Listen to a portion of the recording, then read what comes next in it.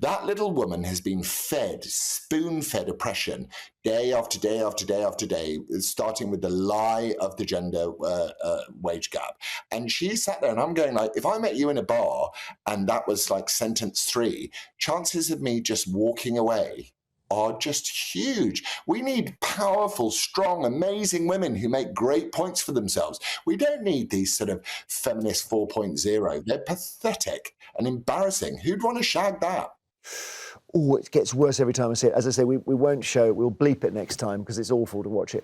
Terrible, isn't it? It's disgusting to watch. I also love that Laurence Fox thinks that him walking away from a conversation is somehow a punishment rather than actually like something that anyone who is in conversation with him would like.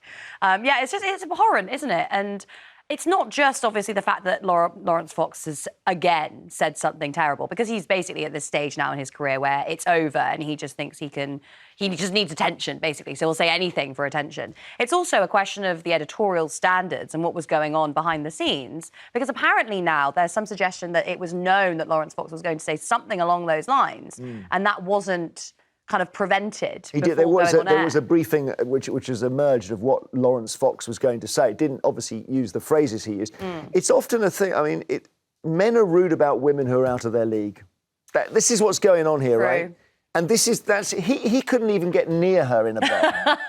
No, he really you don't want to say yes to that, but I know what's going on there. Yeah, he couldn't. This is when you can't win a fight any other way. You go for the lowest form, and this was just him, piggish behaviour is what it was. So it has also brought in Dan Wootton, who responded like this. Oh, Laurence. Well, look, she. Sorry, right. I'm just going to provide a touch of balance from her, because she did actually respond to this earlier today, saying that she regretted her comments, but she didn't apologise. Yes, so there you go. And she's a very beautiful woman, Laurence. Very beautiful woman. So he's referring to an interview Ava had given the day before. We don't need to worry about that. But yeah, so Dan Wootton is laughing and chuckling. So they've both been suspended because Wootton laughed with Fox. And Ava, as I mentioned, was on with myself and Storm yesterday.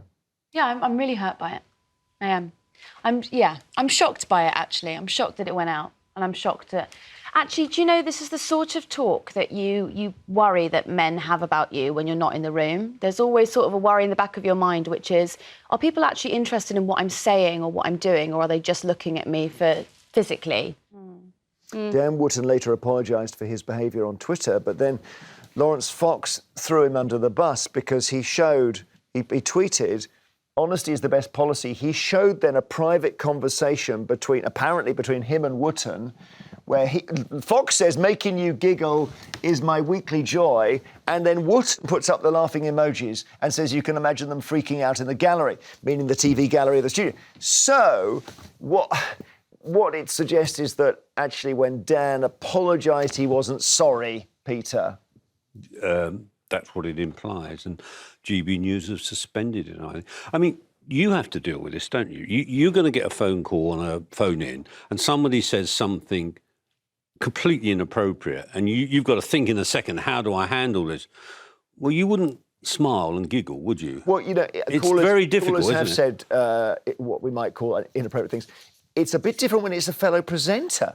I think that's the weird thing, because if one of my fellow presenters came on and behaved like that, what would you do then? Well, you'd think you would put your head in your hands. I mean, I hope you would. I mean, it would be such a weird thing, because if that person had a history of saying stuff that was inappropriate, then he shouldn't be really broadcasting, is, I think, the point here.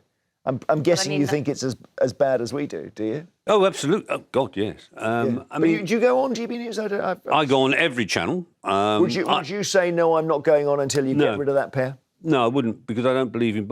Look, if you take it in reverse, the channel that hates Tories is Channel 4. I'm always willing to go on, you know. You made Grace laugh today. Well, is that not true? The idea that Channel 4 hates Tories. Well, I think Jon Snow said something in which we can't repeat. Well, I mean, I feel like as a socialist, I'm just, persona non grata on every TV channel, basically. But don't you want to go on and put your point of view? That's my. I mean, I always Look, want to go on. I do understand what you're saying, and I agree with you. I don't have in the sense that I don't have a blanket, I will say no to a TV channel because of their editorial line. What I would say, though, is if there is a campaign against a particular channel or presenter because of a particular incident surrounding, an individual or comments that they've made, then yes, I would then say, right, because this person has done this particular thing, I wouldn't go on. Not, again, because of the line of the channel, but just because in solidarity, basically, with this person. And I haven't done GB News that much just because I didn't really think it was worth it, but I certainly... Maybe you should start now. Maybe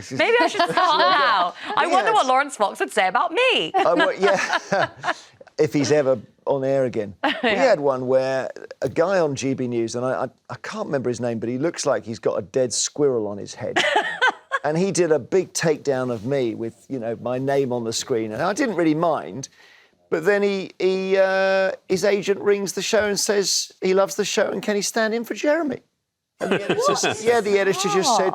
No. Yeah, the full Basil 40. Go away. Like that. So anyway, Ava posted this at the end of her extraordinary day yesterday. This is her tweet. And she says, me reading your libelous tweets, and that's her with a pint of something. Oh. And she's done nothing wrong, and she doesn't want to be the person in the middle of this story. I think, she's got... I mean, OK, she's now very famous, but it's not nice to be talked about like that. She didn't want to be the centre of this storm. She never asked for it. All right, let's talk, Peter, about something else entirely.